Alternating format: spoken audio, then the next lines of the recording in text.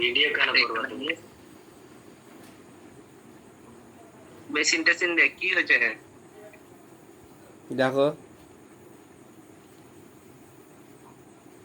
ওখানে পুড়ছে, ধোঁয়া উঠছে, বুঝতে পারছো?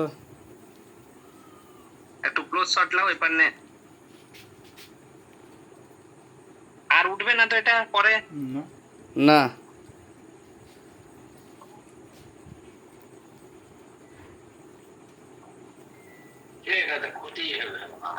না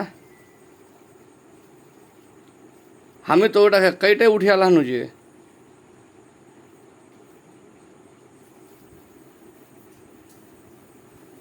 এটা এটা এটা ট্যাটু করার মতন হয়েছে মনে হচ্ছে। উঠলো দেখো এখানে।